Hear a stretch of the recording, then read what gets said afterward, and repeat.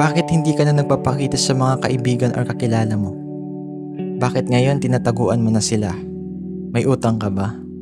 Ay hindi, gets ko.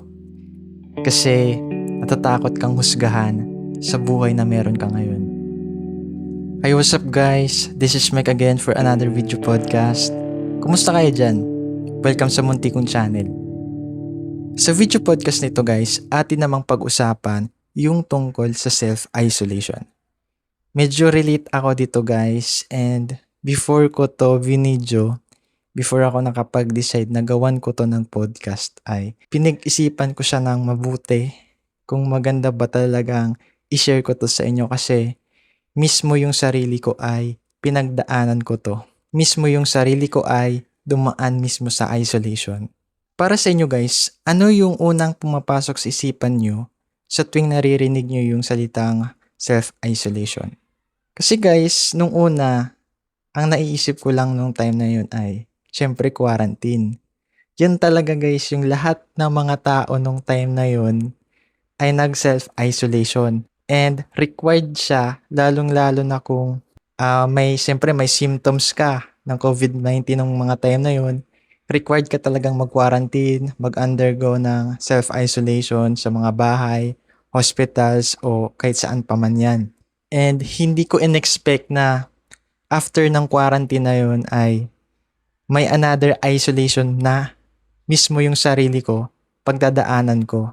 At yung isolation na to ay grabe yung bigat, mas mabigat pa, mas nakaka-stress pa pala kesa nung time na nasa quarantine pa tayo.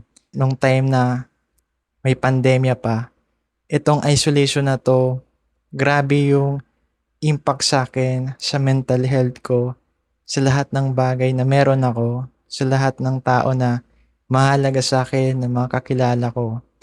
Ito talaga yung para sa akin ay mas matindi pa sa quarantine na pinagdaanan natin nung time na may pandemya pa tayo. Kayo guys, dumaan na ba kayo sa ganitong sitwasyon na pinili nyong mag-isolate? Hindi yung time na may pandemic kaysa, i-apply natin ngayon sa realidad na mismo na buhay natin. Mga pagsubok na pinagdadaanan natin. Dumaan na ba kayo guys sa ganito?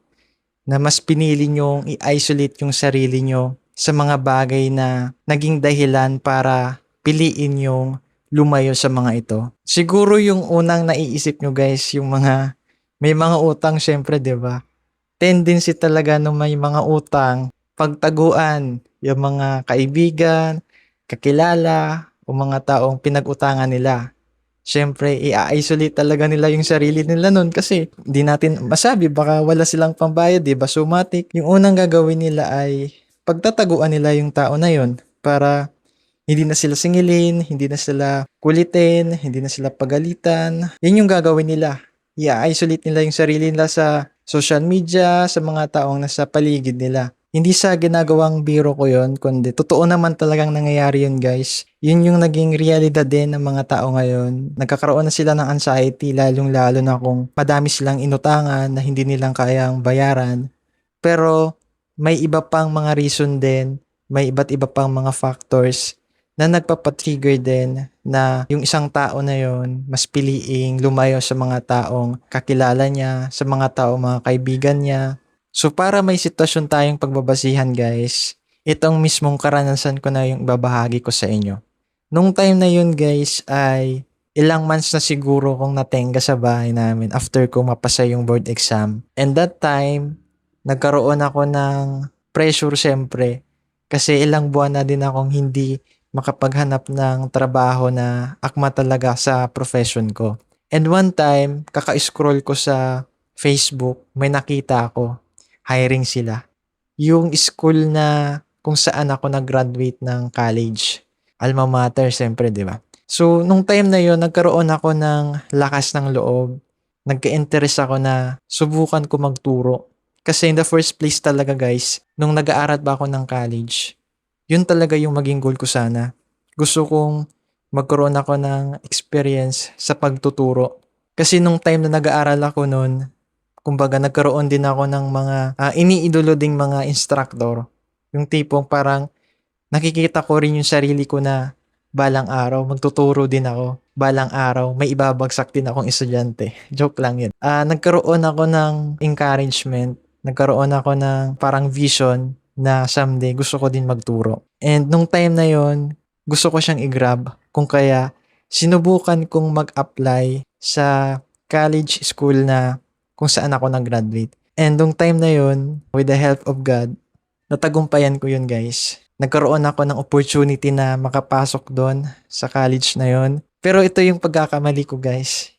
Hindi ko pa naranasan mismo yung actual, yung pressure kung paano magturo, yung preparation, yung process mismo, yung environment. Na-intimidate ako nun, guys. Grabe yung na-feel ko nun. Hindi pa nag-uumpisa yung SEM. Kumbaga, andun pa yung orientation. Kasi bilang isang bagong instructor, first time kong magtuturo sa maraming estudyante na halos magkasing age lang din kami. Sa panahon ngayon kasi kumbaga napapagkamalan ako noon, guys, na estudyante pa kasi hindi naman ako katangkaran, and then kahit sino siguro talaga mapapagkamalan talaga akong estudyante. Nagkaroon ako ng insecurities, nagkaroon ako ng mga negative thoughts kung kakayanin ko ba talaga, kasi sa physical appearance ko pa lang parang nadadown na ako, na hindi ko in-expect na ganito pala pag andun ka na sa mismong field na yon na magtuturo ka. Lahat ng class ko noon na binigay sa akin, ng mga schedule na class, napasukan ko naman noon, guys. Nasubukan ko kung paano kahit general orientation muna, kasi first day naman yun yung ginawa ko noon. And habang tumatagal, guys, nare-realize ko, hindi ko pala kaya. Sabi ko nung time na yun, tama ba tong pinasukan ko? Kasi ganito pala yun kapag magtuturo ka. Hindi basta-basta. Dapat kailangan mong paghandaan. Kailangan dapat andun yung presence of mind mo. Kung baka kaya mong mag-adapt agad, kaya mo i-handle yung buong class na yon, sa buong araw na yon, kaya mo silang turuan na ma-encourage, na meron dapat silang maintindihan sa'yo. Hindi lang yung magsasalita ka lang dun sa unahan, magsusulat, pero dapat may knowledge ka, at syempre alam mo yung methods kung paano yun ituro sa kanila. Isa-summarize ko na, sumuko ako nun. Tinalikuran ko yung opportunity na yun. Give up ko yun kasi hindi ko kaya.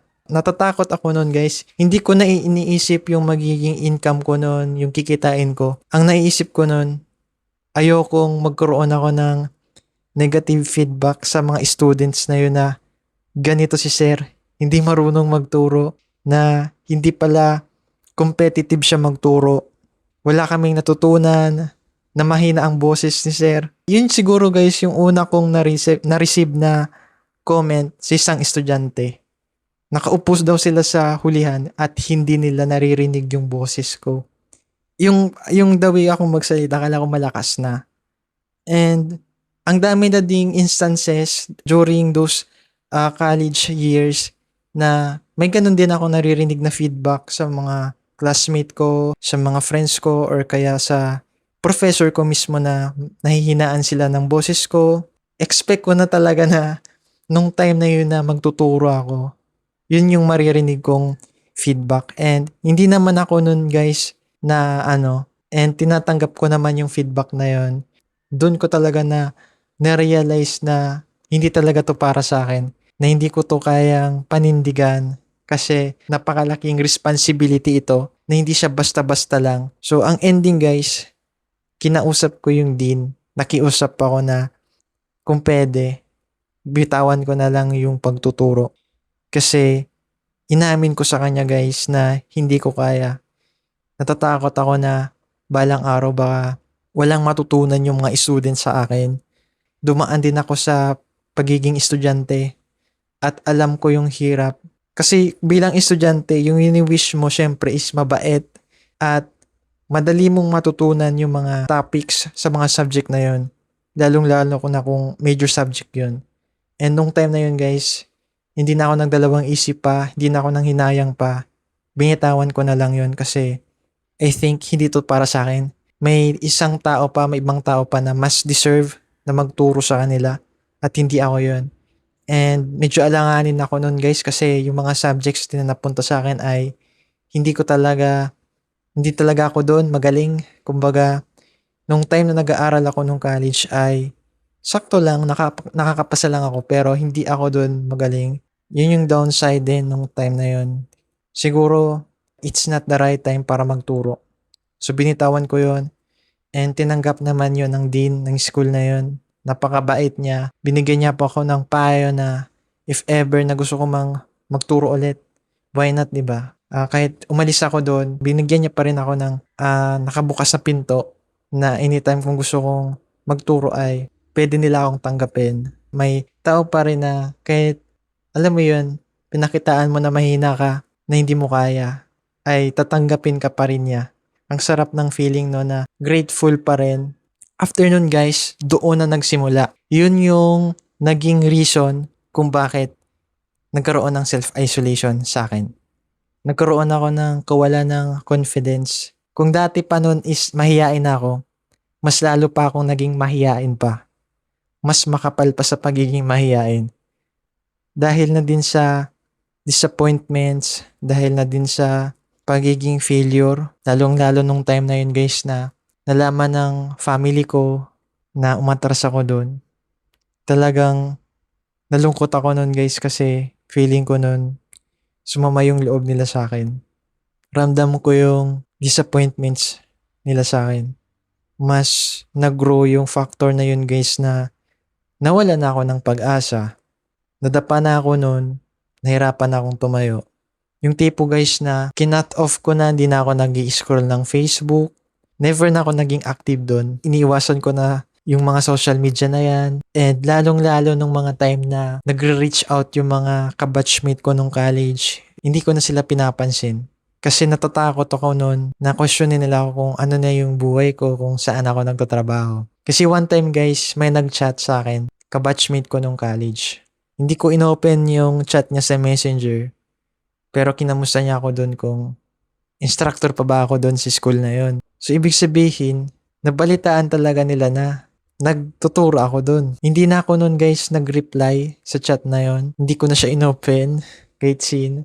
In short, kinat ko yung communication namin ng mga kabatchmate ko, ng mga kabarkada ko noon. Dahil na sa kahihiyan, dahil na rin sa nawalan ako ng kumpiyansa sa sarili ko, na nakikita ko na lang yung sarili ko as palyado, failure, mahina. Kumbaga guys, nanliit na ako nun eh. Doon ko na-realize na may tendency pala talagang mag-isolate ka kahit hindi pandemic. Kahit tapos na yung quarantine, mapapa-isolate ka talaga. Ang nagkaroon lang akong active talaga na interaction, communication ay yung girlfriend ko. Siya talaga yung naging tagapakinig ko ng time na yon. Alam yung buong pinagdaanan ko nun. Kayo guys, naranasan nyo na ba rin yung ganito? Yung mas pinili nyo para magkaroon kayo ng peace of mind. Mas pinili nyo putulin yung connection nyo, yung communication nyo sa mga dating kakilala nyo, sa mga kabarkada nyo. Nung time na yun guys na mas pinili kong mag-isolate, nagkulong ako sa kwarto. Nagkaroon din ako ng guilt nun. Lalong-lalo na din sa family ko. At pati na rin sa mga friends ko nun. So for me guys, ito yung main reason kung bakit may tendency na mag-isolate tayo. Hindi dahil sa utang, kundi takot tayong husgahan ng mga taong kilala tayo. Yung mga taong nag-i-expect din sa atin na dapat ganito yan, dapat ganito ka. Kasi natapos mo to, kasi may license ka na, nakapag-graduate ka na, so dapat ganito ka na. Natatakot tayong makita yung weakness natin, na dahil sa weakness na yun ay hindi natin nagawa yung mga bagay na sana magpapabuti sa buhay natin. At alam nyo ba guys, kung paano ko na-overcome yon, kung paano ko na-end yung masalimuot na pinagdadaanan ko nung time na yon? Kundi mismo yung sarili ko din. Kasi guys, walang ibang tutulong sa inyo kundi yung sarili nyo talaga. Siyempre, with the guide of God yan, pero kailangan mo ding tulungan yung sarili mo. Hindi mo siya matatagumpayan, hindi ka makakaalis sa lugar na yon, na lugmok ka, nag-isolate ka. Kung hindi mismo yung motivation, yung encouragement na yun ay hindi nagmumula sa'yo. Ang makakatulong lang sa'yo para matulungan mo yung sarili mo mismo ay mag-seek ka ng help kay God. Siya yung magbibigay sa'yo ng wisdom. Siya yung magbibigay sa'yo ng peace of mind kung paano mo yun ma-overcome. Nung time na yun guys, na nag-online work ako kasi nung time na yun na nag-isolate ako, meron naman akong pinagkikitaan nun. Pero dumating pa rin talaga sa akin na gusto kong bumangon, gusto kong magsimula ulit from the scratch. Naghanap ako ng trabaho nun guys. Buong lakas, pinapalan ko na yung mukha ko. Naging optimistic ako na hindi pa huli ang lahat. Na may pag-asa pa sa tulad ko. Na hindi pa ako late sa journey ko. Iniisip ko noon lahat ng tao may kanya-kanyang path. May kanya-kanya silang success kung paano nila yun ma-achieve. Nagsikap ako maghanap ng trabaho online. At doon ko nahanap yung first job ko na nabawi ko yung sarili ko mismo, yung confidence ko mismo. Nung time na yun guys na finally may trabaho na ako, okay na ako. Parang hindi ako dumaan sa ganong pagsubok. Parang iniisip ko nun guys, grabe. Nalagpasan ko yun. Nag-isolate ako tapos ngayon andito na ako. Nasa trabaho na ako na kumbaga magagawa ko na yung mga gusto ko gawin. At una kong ginawa nung time na yun guys ay ibalik yung connection, yung mga friends ko nung college. Humingi ako sa kanila ng kapatawaran kung bakit ngayon na lang ako nagparamdam sa kanila, kung bakit ngayon na lang ako nag-reply. Sinabi ko yung dahilan, kung ano yung pinagdaanan ko nung time na yun. Grabe yung gratefulness ko nun, na sobrang grateful na may work na ako na. And then, nagkaroon din ako ng lakas ng loob na harapin yon, kausapin sila, isa-isa. Yung lesson na pwede kong ibahagi sa inyo guys, bago matapos tong podcast na to, ito yung mga lessons or advice na natutunan ko nung time na pinagdadaanan ko yung mga pagsubok na yun. Unang-una guys ay huwag kang matakot, harapin yung mga challenges na dumarating sa buhay mo. Kasi ang tendency nun guys, pag matatakot ka, talagang ang magdudulot nun ay magsi-self-isolate ka talaga. At nangyari yun sa akin. Dahil sa natakot ako, dahil sa naduwag ako, dahil sa sobrang kahihiyan na na-feel ko nung time na yun, bumagsak ako dun. And lastly guys, huwag dapat tayo dumepende sa magiging judgment sa mga taong kakilala natin. Kasi ito guys yung number one din na nag-isolate tayo kasi natatakot tayo na baka husgahan tayo sa kung anong buhay na meron tayo ngayon. Kasi guys, lahat ng tao may kanya-kanyang buhay sila na kinakaharap. May mga struggles, problema, challenges silang pinagdadaanan. Hindi lahat ng tao nakatuon sila sa'yo. Nakatuon din sila sa sarili nila. Kung kaya, huwag tayong matakot kung bumagsak tayo, pumalya man tayo. Bakit? Sila ba, hindi ba sila bumagsak? Hindi ba sila pumalya? 'Di ba? Lahat ng tao pantay-pantay kahit ano pa man yan. Kahit naging maganda man yung estado mo sa buhay, andun pa rin yung failure. Doon ka pa rin talaga nag-umpisa sa wala. Kaya dapat, huwag tayo matakot kung ano man yung isipin nila sa atin. Ang mahalaga, isipin natin kung ano pa yung magagawa natin sa sarili natin. Kung ano pa yung pwede natin gawin para mapabuti natin yung sarili natin. Hindi tayo mawala sa landas. Andun pa rin yung confidence. Andun yung faith and trust na magagawa natin malagpasan lahat ng pagsubok. Lahat naman ng tao gumagawa ng best way niya para magtagumpay. At lahat ng tao naman ay hindi talaga maiiwasan na pumalya na hindi magtagumpay.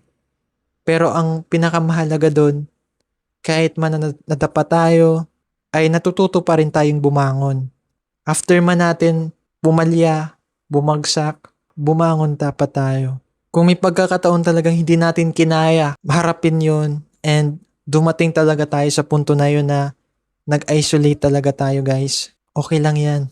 Bigyan mo ng oras na mag-heal ka, na bumangon ka pa rin, na huwag kang matakot, na sumubok ulit, mag-umpisa ulit sa wala. Yun yung mahalaga dun eh. Na bawat palyado na yan, bawat sablay na yan, hindi yan dapat maging basis natin para hindi tayo magtagumpay balang araw. Kung kaya ikaw mismo na nakakanood nito, kung pinagdadaanan mo rin to, nalulugbo ka ngayon kasi natatakot kang husgahan, nahihiya ka sa sitwasyon mo ngayon, huwag kang magpadaig sa self-isolation na yan. Palakasin mo yung loob mo. Huwag mo isipin yung iniisip nila na huhusgahan ka. Kasi guys, si Lord lang ang pwedeng maghusga sa atin. Walang sino man tao sa mundo yung pwedeng husgahan tayo base lang sa mga nakita nila sa atin. Base lamang sa mga sablay, sa mga failures sa buhay natin, sa mga hindi nag-work na mga plano natin. Hindi yung mga tao na yun yung pwedeng humusga. Si Lord lang yung pwedeng magbigay sa atin ng judgment. Okay lang naman na i-criticize ka nila eh. Ang mahalaga nun, tanggapin mo lang yung mga feedbacks nila. Kung ano man yung mga komento nila sa buhay mo, tanggapin mo yun. Kasi guys, yung mga taong sumusuporta sa'yo, sila yung nagpapalakas ng loob sa'yo. Pero yung mga taong nagbibigay naman sa'yo ng mga mga negatibong feedback, komento, sila yung mga tao na magpapatatag naman sa'yo. Yun talaga yung mismong magpapatatag sa tuhod mo. Huwag mo ikahaya yung sitwasyon mo ngayon kasi lahat ng tao ay nagiging vulnerable din, nagiging mahina din. Kailangang harapin mo yan ng buong lakas dahil ikaw mismo, yung sarili mo, ang makakatulong talaga na makabangon ka. Tulungan mo yung sarili mo na mag-seek kay God kung paano bumangon. Siya yung magiging lakas natin. So ayun lamang guys, sana may natutunan kayo sa podcast na to. At curious ako kung ano yung naging reaction mo matapos mapakinggan yung buong podcast ko na to. Pwede nyo naman yan guys i-comment sa comment section. Doon natin yan pag-usapan. Kung nagustuhan mo yung buong podcast natin, pwede kayong mag-subscribe sa channel natin para updated kayo palagi sa mga darating pang mga samot-saring kwentuhan natin sa channel na to. Hanggang sa ulitin, this is Mike. God bless.